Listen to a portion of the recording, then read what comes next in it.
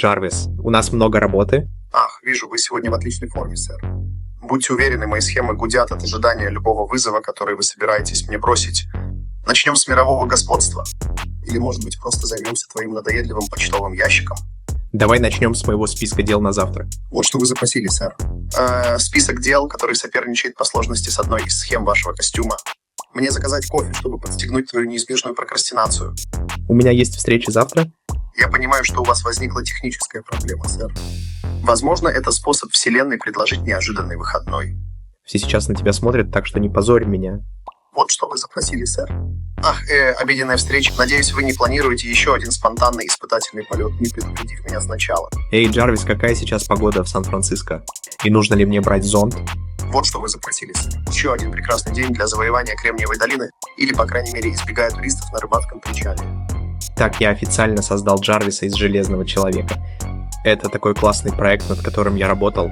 Я собираюсь пройтись по шагам и показать, как я это создал, и пройтись по различным узлам. Мы можем создать свой собственный голос, или вы можете клонировать свой голос, если хотите. Итак, конечно, для этой демонстрации я использовал голос Джарвиса, но это просто для того, чтобы продемонстрировать возможности этого ИИ-агента. Что он может сделать, так это поиграть и выяснить, какой голос вы хотите добавить к этому конкретному ассистенту. Но это будет действительно круто, потому что теперь у вас будет возможность добавлять разные инструменты, такие как управление проектами. Итак, для этого конкретного случая у меня все подключено к моему Airtable, который я собираюсь продемонстрировать чуть позже. Я могу создать контакт, я могу получить свои задачи, любые другие элементы, связанные с проектом, которые находятся в моем Airtable. Этот ИИ-агент Jarvis будет иметь возможность получать доступ к этому, а также, конечно, такие вещи, как возможность доступа к интернету через SERP API Hacker News, также иметь прикрепленную к нему память. Таким образом, вы сможете вести действительно приятный и естественный разговор. У нас есть основной ИИ-агент здесь с комплексным запросом, который гарантирует, что он обращается к различным инструментам, которые к нему подключены, и ваш может выглядеть иначе в зависимости от того, какие инструменты вы добавили. А еще у меня есть эта базовая цепочка LLM, которую я использовал, чтобы дать этому ИИ-агенту личность, Джарвиса. Итак, я собираюсь пройтись по всему этому, а затем показать вам, как вы можете построить это самостоятельно. Если у вас есть какие-либо проблемы, дайте мне знать. Итак, первое, что мы сделаем, это быстро пройдемся по различным триггерам и переключателям. Обратите внимание, что я настроил. Но, по сути, нашим первоначальным триггером будет наш триггер для Telegram. И это будет на сообщение, и вы хотите убедиться. Очевидно, у вас должен быть аккаунт в Telegram. Настройка аккаунта в Telegram очень проста. Но после того, как у вас это будет, я добавляю узел переключателя, потому что хочу определить, является ли входящее сообщение текстом или это голосовое сообщение. Если это голосовое сообщение, я получаю ID голосового файла, который, по сути, вот здесь. Так что я просто беру это и помещаю сюда. А если это текстовое сообщение, я просто отправляю его по текстовому маршруту. Вот почему у меня есть 3 маршрута. Один для аудио, один для текста и один для ошибок. Итак, аудиофайл идет по этому маршруту, где я загружаю этот аудиофайл. Через этот узел файла Telegram я снова получаю ID файла, помещаю его вот сюда и загружаю. Если мы вернемся к исправлению, здесь просто переключатель загрузки включен, и как только этот файл будет загружен, теперь я добавляю OpenAI. Заметка здесь, которая будет транскрибировать эту запись, которая в нашем случае будет нашим голосовым сообщением, с которым мы общаемся через наше приложение Telegram. А также это поле редактирования нужно для того, чтобы просто преобразовать входящее сообщение в такой же формат, как и то, что приходит из преобразования речи. Текст вот здесь. Итак, все они в формате JSON.txt, так что оба сообщения приходят и отправляются здесь в одном целостном виде, а затем наш основной AI-агент, очевидно. Итак, здесь будет основной запрос, чтобы использовать какой инструмент для какой цели. Я разместил здесь этот комплексный запрос, чтобы убедиться, что этот основной агент использует правильные инструменты для правильного запроса, в зависимости от того, что запрашивает пользователь. Так что это может быть очень мощным, что означает, что в зависимости от того, сколько у вас инструментов, вы можете настроить этот запрос, чтобы иметь возможность сделать все, что нужно, или иметь доступ к любому инструменту в зависимости от того, что вы создаете. Если у вас много инструментов, один из способов сделать это более эффективным — добавить отдельные рабочие процессы по сути, минимизировать необходимость в более загруженном запросе внутри этого. Таким образом, например, вы можете иметь отдельный инструмент рабочего процесса, к которому вы можете прикрепить это так, что вы можете, по сути, иметь отдельного AI-агента. Например, это тот, который я создал для Мии, персонального помощника, которого я построил. Я полностью отделил инструмент календаря в этот отдельный AI, этого отдельного AI-агента, и я, по сути, буду вызывать его отсюда, используя инструменты Call, Edit и Workflow. Вы определенно можете разделить все эти теги на разные рабочие процессы. Но для этой цели я прикрепляю здесь только несколько инструментов. Вот почему я все поместил в одного AI-агента.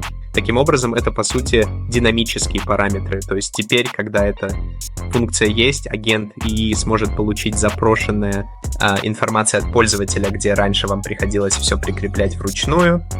Так что, снова, вы можете использовать свой календарь здесь. Serp-API — это просто так имеет доступ к интернету или Google поиску в данном случае, чтобы иметь возможность получать различную информацию. То же самое. Я добавил инструмент Hacker News, чтобы дать ему возможность предоставлять больше информации, связанной с новостями. А потом, после этого AI-агента, я отправляю вывод от основного AI-агента идет по 2 маршрутам. Первый маршрут идет в это сообщение. То есть я получаю этот ответ от AI-агента и отправляю его напрямую в узел Telegram. Итак, в принципе, вот здесь это будет хорошим примером, если вы можете. Смотрите. Итак, это то, что я попросил показать мне мое расписание на завтра. И если мы взглянем на мой календарь, это действительно точно. Я просто ввел здесь несколько фиктивных данных, обед с Джоном, а затем занятия прямо здесь. Вот почему, когда я спросил Джарвиса, он сделал этот ехидный комментарий. Так что все это исходит отсюда. То есть сначала он выведет этот результат. Вот откуда берется этот вывод. Это исходит непосредственно от AI-агента. Он перейдет сюда, и затем он также отправит вывод на этот другой узел, который является базовой цепочкой LLM. И я добавил здесь энтропийную модель чата. Вы можете добавить любую модель AI-чата или большую языковую модель, с которой вы знакомы, но внутри базовой цепочки LLM. Итак, что я сделал, так это дал этой цепочке LLM подсказку, сказав: «Эй, ты Джарвис, специфический, сложный, остроумный AI-помощник из Железного Человека, Джефф. Ты в основном задача этого конкретного AI-агента или этого базового узла LLM заключается в том, чтобы передать юмор Джарвиса, его сарказм и все те способности, которые сделали Джарвиса таким замечательным дополнением к фильму. Железный Человек». Именно это я и делаю здесь. И я также даю ему примеры того, как отвечать, когда поступает запрос. Например, я разделил это, и мне пришлось поиграть с этим, чтобы разобраться в этом. Итак, что я сделал, так это сказал: «Эй, когда я получаю этот вывод от основного AI-агента, поскольку я отправляю этот вывод напрямую пользователю в текстовом формате, я хочу, чтобы Джарвис только сделал комментарий или сгенерировал какой-то ехидный комментарий или шутку, или, вы знаете, или что-то еще, что Джарвис обычно говорит по поводу этой конкретной информации, и не повторять эту информацию». Правильно, потому что я отправляю эту информацию напрямую через сообщение. Итак, я просто хочу, чтобы сопутствующий голос был комментарием или шуткой, или чем-то, касающимся конкретного сообщения, которое отправляется. Но затем, конечно, я также дал ему возможность сказать: «Эй, если задается вопрос или предоставляется услуга, например, если дается список дел, то убедитесь, что вы говорите: «Эй, вот информация, которую вы запросили», а затем сделайте комментарий по поводу этой информации». Итак, именно это и делает эта подсказка. По сути, это говорит ему не повторять информацию, которая была отправлена, потому что она уже отправлена, а вместо этого просто усваивать эту информацию и делать комментарий по этому поводу, как это обычно делал бы Джарвис. Правильно. Так что потом, как вы можете видеть прямо здесь, вот как выглядит вывод, это входные данные, которые поступают. И вот результат того, что мы запросили, а именно наш Google календарь и наши встречи, но затем это. А вот и результат этого. Вот что вы запросили, сэр. Вот что он и делает. Он предоставляет шутку или комментарий, саркастический комментарий по поводу конкретных данных, которые выводятся. И так, у него есть возможность усваивать эти данные, понимать их, а затем делать комментарии по этому поводу. Так что это очень интерактивно, очень естественно. И в то же время это полезно, но при этом захватывает юмор. Так что вы можете поэкспериментировать с этой подсказкой для любого персонажа, которого вы создаете для своего собственного случая использования. Итак, после этого генерируется этот комментарий. Затем я выводлю это, и здесь я использую этот инструмент HTTP запросов, чтобы получить мой API от 11 Labs. И я использую 11 Labs, потому что 11 Labs отлично подходит для генерации нового голоса, клонирования голоса или, как я уже сказал, создания целого голоса с нуля. Так что вы можете использовать это для своего собственного случая, использования, например, клонировать свой собственный голос. И таким образом вы можете, по сути, ответить кому-то, если у вас есть бизнес или что-то в этом роде, с этим методом вызов API, который я делаю. И это снова доступно в 1.NET Labs в качестве документации API, так что убедитесь, что вы быстро это проверили. Это будет прямо здесь.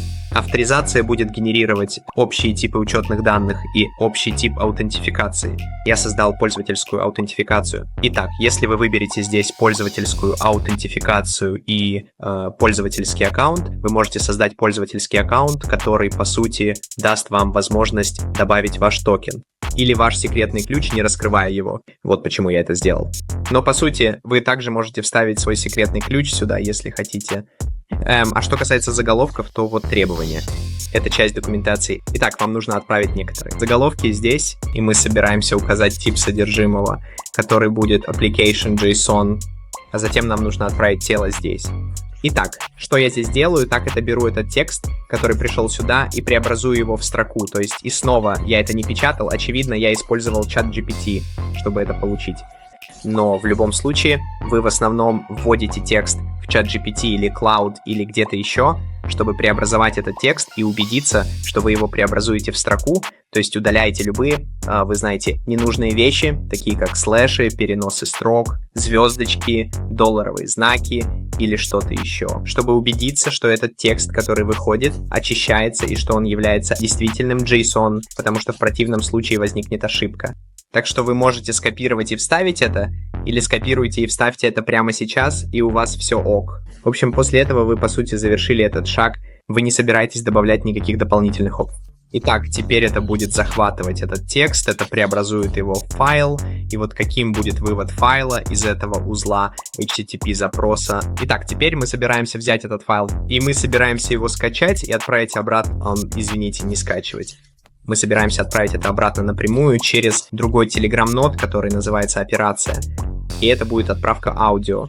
И поскольку у нас уже есть этот бинарный файл, который мы сгенерировали с помощью нашего инструмента HTTP, затем мы просто возьмем это, и я также указываю имя файла данных, потому что по какой-то причине это выдавало мне ошибку. Итак, мне пришлось поиграться и разобраться с этой штукой. А решение для этого было данными. Мне пришлось указать имя файла здесь, чтобы это было обработано. Итак, как только вы это сделаете, и вот здесь, кстати, идентификатор чата, я буквально беру это из своих первых заметок. Это просто триггер телеграммы, который получает первое сообщение JSON по идентификатору, и это будет захватывать этот идентификатор чата, чтобы он мог ответить вам точно. Итак, как только вы это сделаете, это напрямую отправит это обратно пользователю. Итак, давайте попробуем это снова. Я просто хочу использовать еще несколько вещей. Итак, я собираюсь удалить это, и давайте попробуем это снова. Итак, давайте скажем, что я хочу. В этот раз давайте посмотрим, что я хочу использовать. Давайте скажем, что я хочу взять контакты своей базы данных, верно? Итак, если вы посмотрите сейчас, у меня есть на этот тест NVoiceNN база здесь. И у меня есть две таблицы. Одна называется контакты, и это просто, знаете, электронная почта и номер телефона разных контактов. Просто фиктивные данные. А другой, это мой список задач. Снова то же самое с фиктивными данными здесь. Итак, давайте попросим его получить нам контактную информацию. Итак, теперь он слушает. Как вы можете видеть, здесь написано, что он слушает. Итак, я просто скажу: получи мне контактную информацию Боба Смита. Вот почему он идет по верхнему маршруту. Теперь это преобразуется. Итак, теперь он будет использовать, как вы можете видеть, он использует узел свойства здесь, и он отправил мне контактную информацию. Прямо здесь, что верно. А теперь он генерирует этот файл. Итак, давайте послушаем, посмотрим, что у него получилось. Итак, снова, если все сработало, это не должно повторять информацию, потому что она уже была предоставлена мне в письменном формате. Это просто должно сделать комментарий об этом. Итак, давайте посмотрим, что это за вывод, если я это воспроизведу. Мистер Смит, надеюсь, ты не планируешь еще одну из своих печально известных караоке-вечеринок. Соседи все еще восстанавливаются после последней. Хорошо, так что да, снова то же самое. Вы можете видеть, что он не повторяет имя, номер телефона или электронную почту, а просто делает язвительный комментарий или шутку по поводу этой конкретной информации, которая была отправлена. Итак, давайте снова это протестируем. На этот раз я собираюсь спросить его о том, чтобы он использовал этот SERP API вместо этого. Эй, Джарвис, какая сейчас погода в Сан-Франциско? И мне нужен зонт? Хорошо, это отправлено. Итак, теперь вы используете Surf API, верно? Похоже, что он использует правильный инструмент.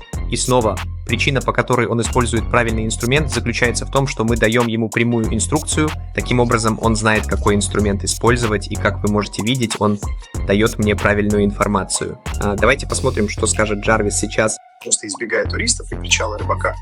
Хорошо, как вы можете видеть, это тоже сработало.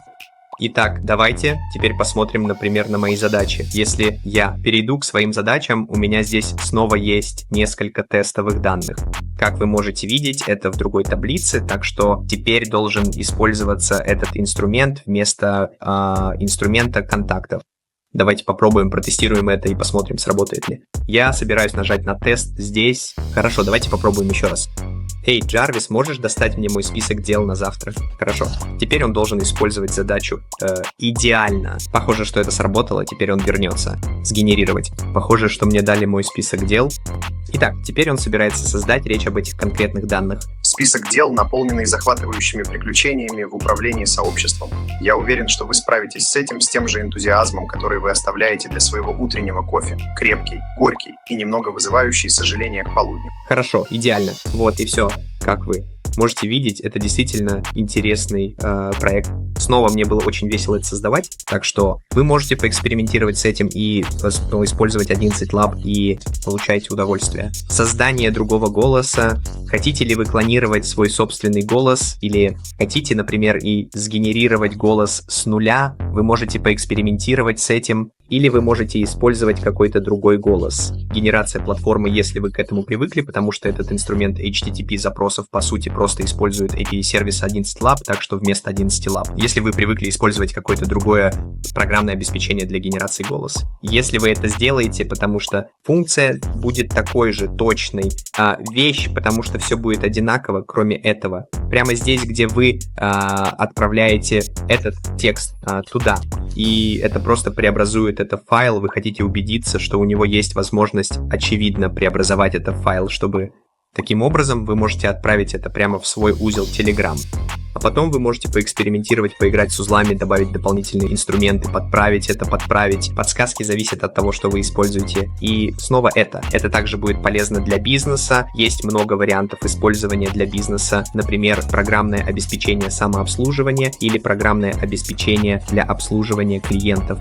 Итак, скажем, если вы бизнес, который использует какую-то форму сервиса, требующего взаимодействия по электронной почте, вы можете добавить триггер электронной почты здесь. Так что, когда вы можете добавить дополнительные инструменты здесь, чтобы у него был доступ к большей информации о вашем бизнесе, и вы можете ответить на электронное письмо через текст, а также вы можете отправить им отдельное голосовое сообщение, чтобы сделать.